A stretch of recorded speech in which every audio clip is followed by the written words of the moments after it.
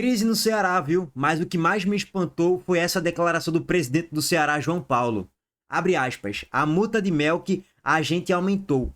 Se eu não me engano, é 50 milhões de reais dentro do Brasil para transferências nacionais e 30 milhões de dólares para fora. Não sei ao certo, mas acho que é isso.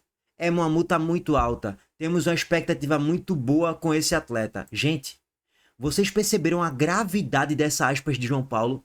Como é que o teu presidente vem a público falar que, eu acho que é essa multa aqui. Se eu não me engano é essa. Os valores são muito altos, mas eu acho que é isso. Irmão, tu é presidente do Ceará. Tu tá comunicando para milhões de torcedores.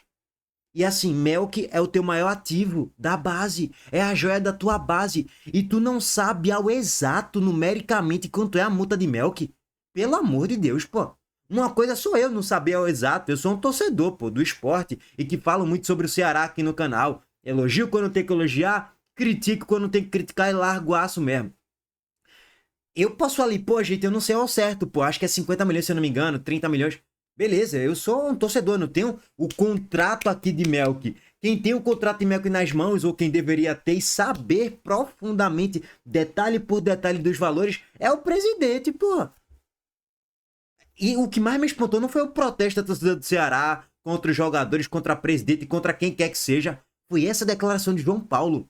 A partir daí a gente percebe onde o Ceará está. Na M, né, nesse momento. Cara, que bizarro, velho. Bom, daqui a pouco a gente vai passar aqui para todos os momentos aí da crise do Ceará, a declaração de João Paulo, sobre as dívidas que o Ceará está enfrentando. Tem desfalque importante no jogo de hoje também. Zanocelo tá fora aí pelos próximos 2, 3, 4 meses. Daqui a pouco a gente vai chegar nisso aí, tá, gente?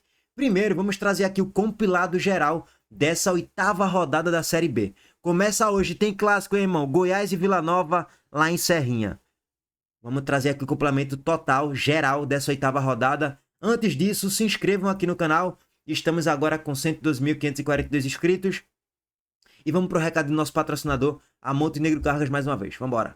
Tempo, qualidade e segurança fazem toda a diferença na estrada do sucesso. E a Montenegro Cargas é especialista em entregas rápidas, seguras e com excelência de ponta a ponta. Do ponto de partida ao destino final, sua carga estará em boas mãos. Por quê? Tempo é compromisso com a Montenegro Cargas. Qualidade é padrão FIFA. E segurança é prioridade. A Montenegro Cargas faz o transporte de cargas expressas, fracionadas, faz também o transporte de produtos químicos em todo o Brasil. Entre no site www.montenegrocargas.com.br, faça seu orçamento e depois vem aqui me agradecer. Essa é a Montenegro Cargas, transportando compromisso. Para quem não conhece, é carga, viu, pai? Estamos falando de um clássico, mas parece que até uma paternidade, né? Nos últimos 10, 11 confrontos, basicamente, o Goiás venceu um jogo. Nos últimos 10, tá? Venceu agora em 2026.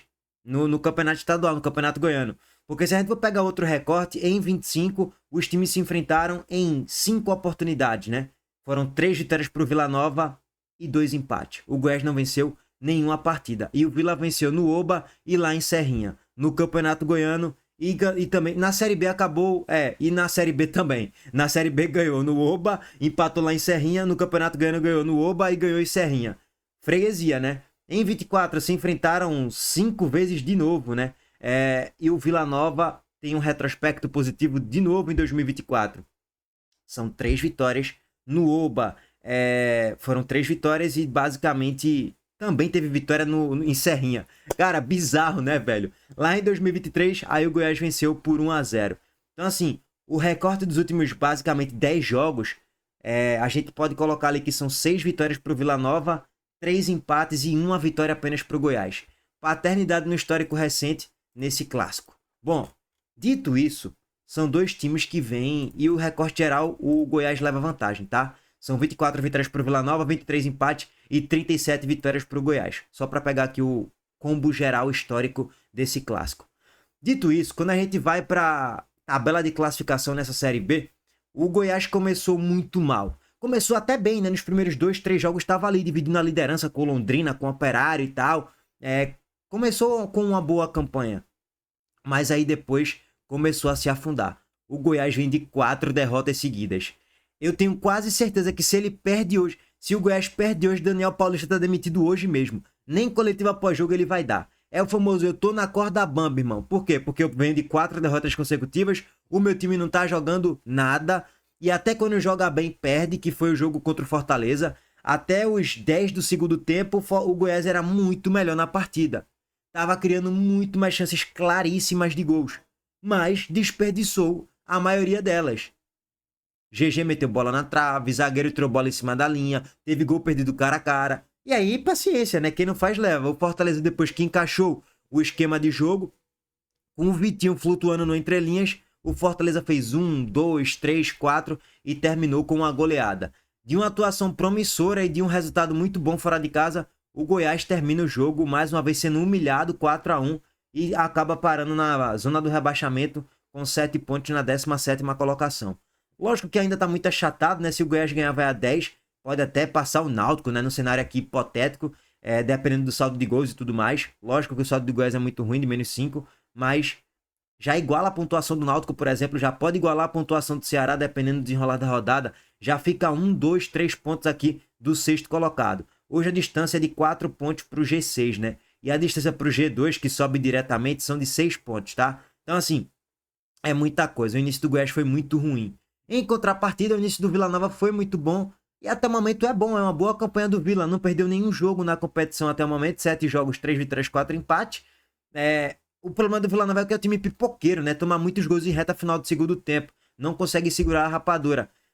E o elenco também tem suas limitações. E o treinador é um pouco retranqueiro também, né? O senhor Guto Ferreira. Só que o Vila Nova, mesmo caindo 3 posições na última rodada, ele tem a mesma pontuação do vice-líder São Bernardo. E tá a 1 ponto do líder. Se o Vila Nova ganhar hoje, ele pode dormir na liderança. O Sport pega a ponto fora de casa. Um jogo que não é fácil. Não dá pra garantir que o Sport vai vencer. O Fortaleza joga fora de casa contra o Avaí. Se a gente for parar pra analisar, todos os times do G6 jogam fora de casa, pô. O Fortaleza pega o Avaí fora de casa. O São Bernardo enfrenta o Londrina fora de casa. O Sport enfrenta a Ponte Preta fora de casa. O Vila Nova enfrenta hoje o Goiás fora de casa. O Operário enfrenta o CRB fora de casa. E o Criciúma enfrenta o Juventude fora de casa. Velho, todos os times do G6 jogam fora de casa. Ou seja, pode ter certeza. No mínimo vai ter 3, 4 tropeços. Quem vencer deve abrir um gap muito interessante pro sétimo, pro 8º colocado nessa rodada. E quem vencer é líder, tá? Quem vencer nesse G6 aí é líder praticamente. Ou vai encostar muito no líder Fortaleza. Porque uma galera vai tropeçar. E Série B é isso, né? Sempre quando a gente analisava aqui o G4 das últimas temporadas, pelo menos um time do G4, mínimo, tá? É um mínimo. Pelo menos um sempre perdia. A média é essa histórica. Sempre um perde. 2 não pontuam. Não vencem, no caso. Pode empatar ou perder. E 1 ou 2 no máximo do G4 aqui vence. Então, velho, eu acredito que quem vencer aqui desse G4, principalmente, termina a rodada na liderança, tá? Porque vai ter uns 2, 3 tropeços aqui dessa galera do G4. E essa galera do G11, G10, G9 vai encostar legal. Se ganhar com o apoio do seu torcedor em casa, é evidente, né? Bom, dito isso, eu não tenho palpite convicto, tá? Atlético e Cuiabá. O Atlético que na penúltima rodada perdeu pro Náutico. É incrível isso em casa, inclusive lá em Minas Gerais. O Atlético que vem de 3 jogos sem vencer, empatou 1, perdeu 2. Nesse recorte recente, perdeu o seu centroavante. Acho que além de pior do que perder os jogos, é perder o seu melhor jogador, que é Ronaldo Tavares, por uma lesão seríssima. E aí ele tá fora aí. Eu não lembro. Agora eu vou dar uma de João Paulo. Eu não lembro agora por quanto tempo, tá? Mas tá fora por um tempo até razoável. Bom, e o Cuiabá? O Cuiabá vem se recuperando, né? Começou na zona, começou ali nas últimas posições, mas já vem de um recorte bom. De 4 jogos de invencibilidade, mas empata muito o Cuiabá, né, velho? O Cuiabá foi o time que um dos que menos venceu e um dos que menos venceu e um dos que menos perdeu também. O Cuiabá só tem uma derrota na competição, só fica atrás do Sport e do Vila Nova, que são os dois únicos e últimos invictos por enquanto da Série B. E aí, será que o Sport vai manter essa invencibilidade? Pega a ponte no Moisés Lucarelli, hein? Fizemos análise completa pré-jogo, vou deixar o link aqui no card, é o vídeo anterior a esse. Jogo difícil lá no Moisés, a ponte com salários atrasados, porém é o Sport no 3º lugar e a ponte na 16ª colocação, né? O Sport tem um elenco melhor, joga mais bola. Eu acredito que o Sport tem uma boa chance de conseguir manter essa invencibilidade. Não sei se vai ganhar, tá? Jogo difícil. Eu coloco 1-0 gol de Barleta. E o Vila Nova tem um adversário muito mais difícil. mesmo estando na zona, pô, é um time infinitamente melhor do que a Ponte Preta.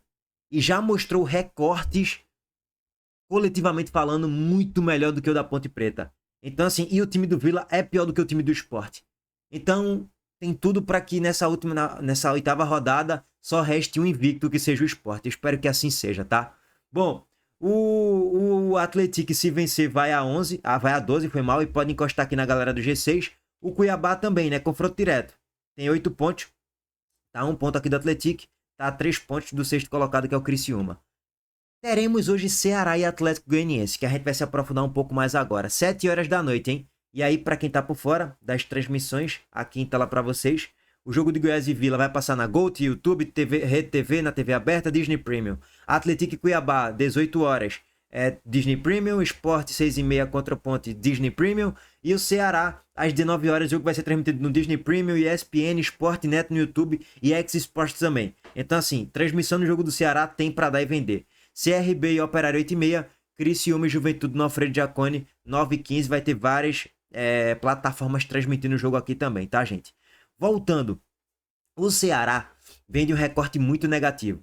Vem de 3 jogos sem saber o que é vencer na Série B, uma derrota agora num confronto direto no Clássico Nordestino contra o Sport por 2-0, acabou de ser eliminado num Clássico Nordestino contra o Vitória. Então, se você pegar o pacote aí de Copa do Nordeste mais Série B nos jogos mais relevantes, são 5 jogos sem saber o que é vencer, e esses 5 jogos sem saber o que é vencer acabou gerando crise e protesto, tá? Vou até trazer aqui em tela para vocês, ó. A organizada fez protesto aí em frente à sede do Ceará. Olha lá.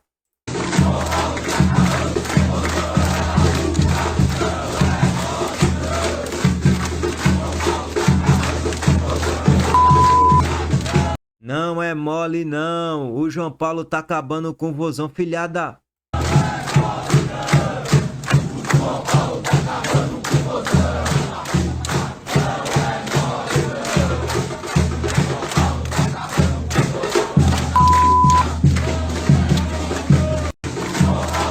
Só que as notícias negativas não param por aí não, viu? Protesto aí em frente à sede do Ceará. Temos outra informação aqui preocupante. Zanocelo, 4 meses fora. Tá fora dos gramados aí por uma lesão ligamentar parcial no joelho e vai desfalcar o Ceará por um período considerável, tá? E Zanocelo é um dos artilheiros do Ceará na temporada. Deixa eu até checar aqui. Zanocelo fez muitos gols de pênalti, óbvio que isso contribuiu. Vina tá aí pesado, tá gordo, essa aqui é a realidade. Não tá jogando nada há um tempo. E Zanocelo acaba se tornando um dos líderes aí do time em número de gols marcados. Deixa eu confirmar. Não, na verdade ele tem 3 gols marcados, né? O artilheiro é Vina, que há um tempo não marca, tá? Zanocelo vem com 3 gols marcados na temporada, dividindo com Fernandinho e Juan Lano, esse top 3, né? Vina com 7 gols, Matheus Araújo com 7 gols. Vina já não faz um gol há um bom tempo, inclusive. Aí vem Lucas com 4 e o Anderson Silva com 4. E nos top 3, vamos dizer assim, Juan Lano, Fernandinho e Zanocelo, tá? E é uma peça importante, é um volante que tem uma boa capacidade de criação do meio para frente. Vinha sendo titular na média por um bom tempo, um titular quase que incontestável. Então essa é uma notícia péssima, inclusive, tá? A gente já trouxe aspas de João Paulo sobre Melk, isso aqui é informação super preocupante e eu ficaria desesperado. A partir do momento que meu presidente não sabe quanto é a multa da minha maior joia, é para ficar bem preocupado. Só que aí ele soltou uma outra aspas em relação a dívidas, né? Olha aí. Na verdade, os juros que foram cobrados são juros de mercado. Basicamente, as nossas operações elas são com avais. A grande parte das nossas operações foram com avais, né? Então, isso requer, né, um aumento do risco e, consequentemente, da taxa de juros, né? Isso é uma prática de mercado, né? Então, praticamente todas as operações estão com a garantia do meu aval. Né? E com relação a esse valor que foi contraído de 85 milhões no ano de 2025, eu posso explicar. Na verdade, nós pagamos 20 milhões no ano de 2025, referente a 24, tá? Houve uma negociação da Liga em 24, não, foi em 25, que alguns clubes fizeram uma renegociação, tá? E o Ceará não vendeu os 20 que estava aprovado, tá? Então ficou um déficit para 2025, ficou uma necessidade, desculpa, em 2025 de 30 milhões, que era o nosso valor inicial, né? E a diferença disso foi rescisões, né? Teve 10 milhões de rescisões no ano de 2025 e 15 milhões de premiação. Essa premiação, uma parte dela foi do acesso de 2024 e o restante foi de 2025. Tudo com base no dia 31/12/2025, tá? Até porque nós já pagamos, inclusive, uma parte desses empréstimos, tá? A gente já diminuiu. Bom, tá aí a explicação do João Paulo sobre essa situação aí da dívida, do déficit de 85 milhões, beirando 86 aí em 2025, tá?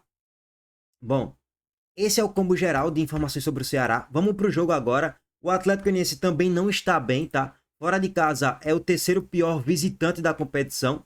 Se a gente for parar para analisar aqui a tabela de classificação, o Atlético Goianiense ele tem 2 derrotas fora de casa, contra o Operário, que nunca é fácil de enfrentar lá, e contra o Vila Nova, no clássico no Oba, e empatou agora contra o Botafogo de São Paulo nas últimas rodadas.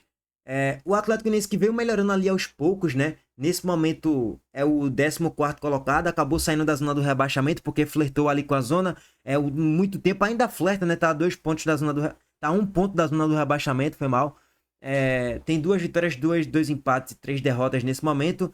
O time tem muitas limitações. Eu esperava um Atlético Goianiense mais forte, competindo mais lá na parte de cima, mas não vamos descartar esse adversário, tá? A gente não pode descartar o Atlético Goianiense, não. Vídeo que aconteceu lá em 2023. Bom, o Atlético Goianiense vai com o Paulo Vitor no gol, Everton, Tito, Júnior Barreto e Guilherme Lopes, Leandro Vilela, Matheus Índio e Marrone, Bruno José, Gustavo Coutinho e Giovani Soares.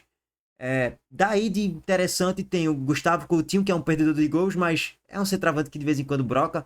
Ajuda pra uma Série B, vai. Se bem que tá numa fase Coutinho, hein, que meu Deus do céu. Até pênalti o homem tá perdendo.